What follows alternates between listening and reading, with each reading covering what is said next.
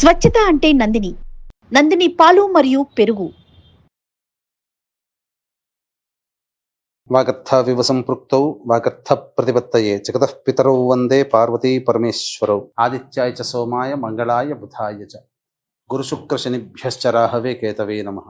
శృంగేరి జగద్గురు పీఠాధిపతులకి, కంచి పీఠాధిపతులకి నమస్కారములు తెలియజేసుకుంటూ కార్యక్రమాన్ని ప్రారంభిద్దాం. ద్వాదశ రాశులలో భాగంగా మే 18వ తారీఖు నుంచి 31వ తారీఖు వరకు ఈ 12 రాశుల వారికి ఏ విధంగా ఉండబోతుందో తెలుసుకునే ముందు గ్రహ సంచారం గురించి తెలుసుకుందాం. మేషంలో బుధుడు, వృషభంలో రవి, మిథునంలో గురువు, అలాగే కర్కాటకంలో కుజుడు స్తంభించి ఉండడం.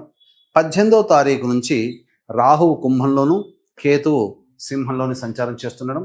మీనరాశిలో శని శుక్రుల యొక్క సంచార ప్రభావం వెరసి చూసినట్లయితే వీక్షించేటువంటి ప్రేక్షకులకి ఒక అద్భుతమైనటువంటి యోగము ఈ మే 18, 19, 20వ తారీఖులో నుంచి చూసుకుంటే రాహుకేతులు అనగా రాహుకేతుల మధ్య మొత్తము సప్తగ్రహాలు బంధింపబడి ఉండడం, కాలసర్పదోష ప్రభావము మే 18వ తారీఖు నుంచి ప్రభావం ప్రారంభమైంది.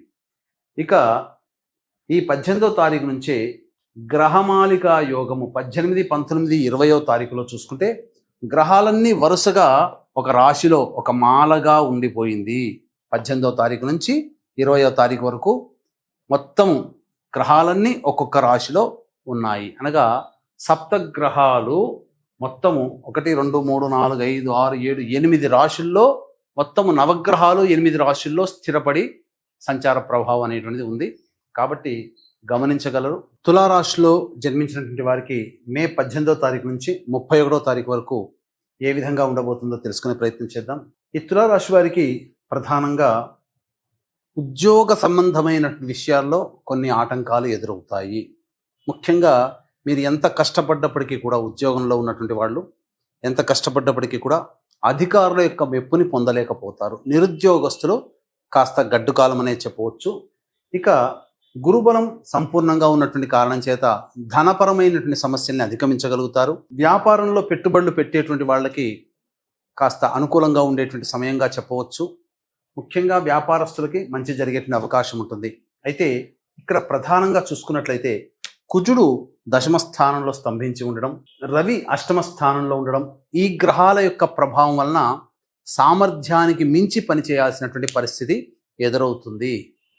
ముఖ్యంగా మీకు కోపం కలిగేటువంటి సంఘటనలు ఈ తులారాశి వారికి ఎదురవ్వబోతున్నాయి. కాబట్టి సంయమనం పాటించండి, లౌక్యంతో వ్యవహరించండి. ఇక చూసుకున్నట్లయితే రాహువు కేతు యొక్క గ్రహ మార్పు అనేటువంటిది ఈ తులారాశి వారికి అనుకూలంగా ఉంటుంది. అలాగే శని కూడాను షష్టమ స్థానంలో సంచరిస్తున్నటువంటి కారణం అన్ని విధాలుగా యోగదాయకంగా ఉండేటువంటి పరిస్థితి అని మీకు చెప్పవచ్చు. ముఖ్యంగా కోర్టు సంబంధమైనటువంటి విషయాల్లో విజయం మీ సొంతం చేసుకుంటారు. అలాగే మీ ప్రత్యర్థులపై విజయాన్ని పొందే అవకాశం ఉంటుంది. అన్ని విధాలుగా ఆనందదాయకంగా ఉంటుందని చెప్పవచ్చు. ఒక్క రవి కుజగ్రహ ప్రభావమే అనుకూలంగా లేదు, మిగతావన్నీ కూడాను సంపూర్ణంగా యోగదాయకంగా ఉన్నాయి అని చెప్పవచ్చు. అయితే ఇక గమనించుకున్నట్లయితే ఈ 18 నుంచి 31వ తారీఖు వరకు రోజువారీ దైనందిన జీవితంలో ఏ విధంగా ఉండబోతుంది. ముఖ్యంగా విద్యార్థులకి అనుకున్న దానికంటే కూడా ఎక్కువగా ఉత్తీర్ణత శాతంతో మీరు పాస్ అవ్వడము, అనుకున్నటువంటి యూనివర్సిటీలో మీకు ప్రవేశం లభించడం జరిగిపోతుంది. అలాగే వివాహం కావాల్సినటువంటి అబ్బాయిలకి అమ్మాయిలకి వివాహ సంబంధాలు నిశ్చయమవుతాయని చెప్పవచ్చు. దూర ప్రాంత ప్రయాణాలకి మాత్రం అనుకూలంగా ఉండేటువంటి సమయంగా చెప్పవచ్చు. ఇక వీక్షించేటువంటి ప్రేక్షకులకి గమనిక, ఈ నెల 22వ తారీఖు రోజున హనుమత్ జయంతి సందర్భంగా శని మారినాడు, రాహువు కేతువు గురువుగా మారినాడు. కాబట్టి ముఖ్యంగా ద్వాదశ రాశుల వారికి సంబంధించి జాతకరీత్యా విద్య, వివాహ, ఉద్యోగ, దాంపత్య, అనారోగ్య సమస్యల నివారణకి, ఇక ముఖ్యంగా కుంభమీన, మేష, మిథున, కర్కాటక, సింహ, వృశ్చిక, ధనుస్సు రాశుల్లో జన్మించినటువంటి వారికి దోష పరిహారార్థమై ఈ సంబంధించినటువంటి సర్వదోష నివారణ పూజలు, హోమాలు జరిపించి శక్తిపాతము చేయబడినటువంటి శంకరుంగలి మాల అనేటువంటిది మీకు అందివ్వడం జరుగుతుంది.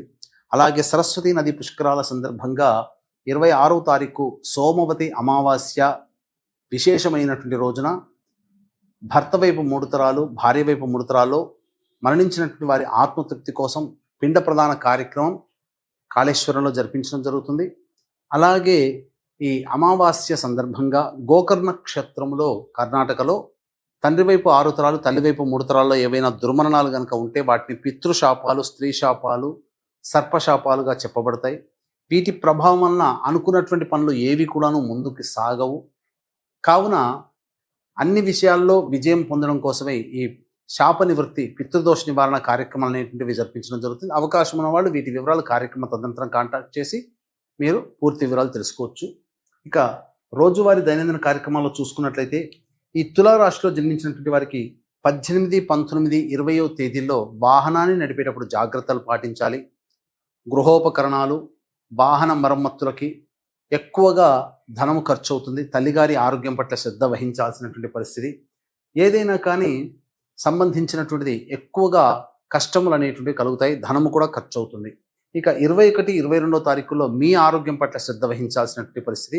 ఖర్చులు కూడా ఉంటాయని చెప్పొచ్చు. ఏదైనా కానీ ప్రశాంతత లేని జీవితాన్ని పొందుతారు. ఇక 23, 24, 25, 26వ తారీఖులో కనుక చూసుకున్నట్లయితే అన్ని విధాలుగా ప్రత్యర్థులపై విజయం సాధిస్తారు.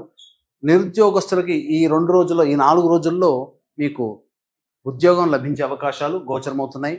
ఆదాయానికి మించిన ఖర్చులు ఉన్నప్పటికీ కూడాను అన్ని విధాలుగా సర్దుబాటు చేసుకుంటారు. ఆనందకరమైన జీవితాన్ని పొందుతారు అని చెప్పవచ్చు. ఇక 27, 28వ తారీఖుల్లో మానసికమైనటువంటి ఆందోళన అధికంగా ఉంటుంది. ఉద్యోగస్తులకైతే ఒళ్ళు దగ్గర పెట్టుకొని ప్రవర్తించాల్సినటువంటి పరిస్థితి. తోటి ఉద్యోగస్తులతో కానీ ఉన్నతాధికారులతో కానీ వాగ్వివాదాలు జరిగే అవకాశాలు గోచరమవుతున్నాయి. ఖర్చులు కూడా అధికంగా ఉంటాయని చెప్పవచ్చు. 29, 30వ తారీఖులో కనుక చూసుకున్నట్లయితే సంతాన మూలకంగా విభేదాలు, ఖర్చులు, సమస్యలు పెరుగుతాయి. అలాగే ధనము కూడా ఖర్చు అధికంగా అవుతుంది. 31వ తారీఖు మాత్రం అన్ని విధాలుగా అనుకూలంగా ఉండేటువంటి సమయంగా చెప్పవచ్చు. రాబడి అధికంగా ఉంటుందని చెప్పవచ్చు. ఇక ఈ యొక్క తులారాశిలో జన్మించినటువంటి మహిళలకి ప్రధానంగా పెద్దలతో సమస్యలు అధికమవుతాయి. ఇంటి పెద్దలతో జాగ్రత్తగా వ్యవహరించాల్సినటువంటి పరిస్థితి. ధనపరమైనటువంటి సమస్యలు తీరినప్పటికీ కూడా మానసికమైనటువంటి ఆందోళన అధికంగా ఉంటుంది. డబ్బులు అప్పుగా ఇచ్చేటప్పుడు, పెట్టుబడులు పెట్టేటప్పుడు జాగ్రత్తలు పాటించండి. గౌరవ మర్యాదలకు లోటు లేదు, కానీ ఏదైనప్పటికీ కూడాను చికాకుతో ఈ యొక్క 18వ తారీఖు నుంచి 31వ తారీఖు వరకు ఉంటుందని చెప్పవచ్చు. ఈ యొక్క రాశిలో జన్మించినటువంటి మహిళలకి వివాహ సంబంధాలు నిశ్చయమయ్యే అవకాశాలు గోచరమవుతున్నాయి. సంతానం మూలకంగా ఖర్చులు పెరుగుతాయి. అలాగే సంతానం కోసం ఎదురు చూసేటువంటి వాళ్ళు జాగ్రత్తలు, వైద్యుని సలహాలు తీసుకోవాల్సినటువంటి పరిస్థితి అని చెప్పవచ్చు.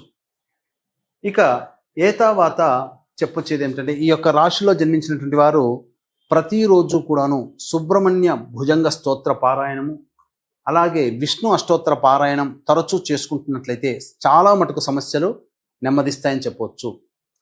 ఇప్పుడు చెప్పినటువంటి సమస్యల కంటే ఇంకా విభిన్నంగా మీ యొక్క జీవితం ఉంది అని అంటే మీ యొక్క జన్మజాతకంలో నడుస్తున్నటువంటి గ్రహ దశాంతర దశల యొక్క ప్రభావాలు. కావున దగ్గరలోని మంచి ఉపాసనా పరులైనటువంటి జ్యోతిషుల్ని సంప్రదించి వారి సలహాలు, సూచనలు కనుక పాటించినట్లయితే మరింత మెరుగైనటువంటి జీవితాన్ని మీరు పొందుతారని తెలియజేస్తూ సర్వం శ్రీ ఉమామహేశ్వర పరబ్రహ్మార్పణమస్తు.